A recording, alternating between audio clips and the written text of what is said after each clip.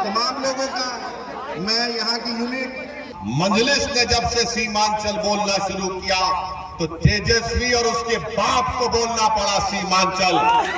सीमांचल का नाम कोई तस्लीमुद्दीन साहब का सियासी वारिस अख्तर अली ईमान है। तस्लीमुद्दीन साहब की औलाद जरूर है, मगर उनको एजाज ये नहीं मिल सकता कि तुम तस्लीमुद्दीन साहब के सियासी वारिस हो, तुम तस्लीम साहब की औलाद हो, वो हक तुमसे कोई नहीं छीन सकता। मगर तस्लीमुद्दीन का कोई सियासी वारिस है तो उसका नाम अख्तर अली ईमान है। अरे मजलिस पर उंगलियां उठाने वालों, बताओ आज से 8-9 साल पहले कोई सीमांचल का नाम लेने तैयार नहीं किया। मजलिस ने जब से सीमांचल बोलना शुरू किया तो तेजस्वी और उसके बाप को बोलना पड़ा सीमांचल।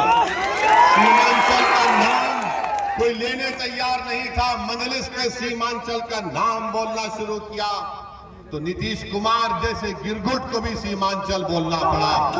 मेरे अजीज दोस्तों और बुजुर्गों, मैं आपको बताने आया हूं कि आपके सामने अनकरीब में लोकसभा के चुनाव होने जा रहे हैं। लोकसभा के आपने इलेक्शन में यहां पर बहुत से लोगों ने मजलिस को वोट दिया भी होगा और बहुत से हमारे अजीज भाइयों और बहनों ने, बुजुर्गों ने मजलिस को वोट नहीं दिया होगा। आपने यहां से कांग्रेस के उम्मीदवार को यहां पर एमपी बनाया। मैं आपको बता रहा हूं, पार्लियामेंट में बहैसियत एमपी मैंने सीमांचल के लिए एक दस्तूरी मौका हासिल होने के लिए मैंने एक प्राइवेट मेंबर्स बिल पेश किया।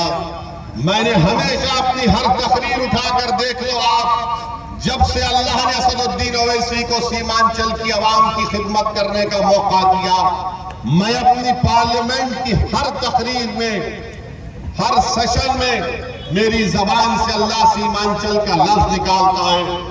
CAA का कानून आया तो मैंने कहा यह कानून का इतलाफ सबसे ज्यादा जुल्म होगा सीमांचल की जनता पर, क्योंकि मोदी और बीजेपी ये कहती है कि सीमांचल में जो मुसलमान है वो घुसपैठी है, वो बांग्लादेशी है।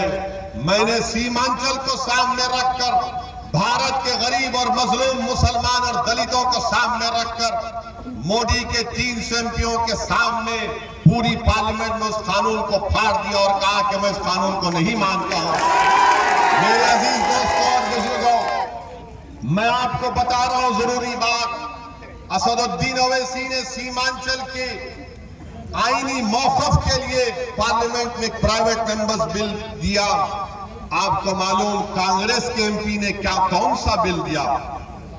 आप जानते हैं कि कांग्रेस के मौजूदा संसद एमपी ने कौन सा बिल दिया पार्लियामेंट में? सीमांचल के इंसाफ का बिल नहीं दिया। सीमांचल में जो जमीन कटती है हजारों एकड़, वो नहीं दिया। मकाई की कीमत के बारे में नहीं दिया। चाय की पैदावार के बारे में बात नहीं किया। अनानास के पैदावार के बारे में बात नहीं किया। कभी एक बार तो बात कर ली होगी तालीम के बारे में। उन्होंने कौन सा कानून बनाने के लिए सिफारिश की? आपको मालूम?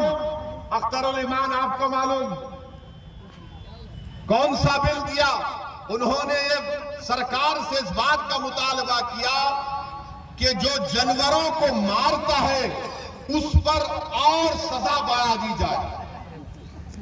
यह कानून आपके मौजूदा एमपी साहब ने पार्लियामेंट में दिया। वेबसाइट पर जाकर देखो।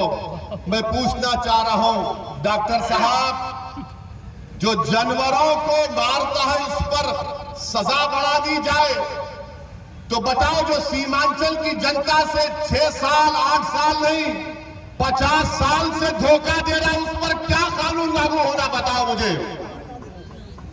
जानवर को कोई मारता है तो सजा बननी चाहिए, तो क्या सीमांचल पर बसने वाले इंसान नहीं है? सीमांचल पर बसने वाले लोग, जो बच्चे यतीम हो जाते हैं, जो बच्चे अपने घर बार को छोड़कर रोजी की तलाश में भारत के कोने कोने में चले जाते हैं, बताइए डॉक्टर साहब, क्या सजा मिलनी चाहिए उन लोगों को जिन्होंने सीमांचल की जनता के ख्वाबों को चूरनाचूर कर दिया?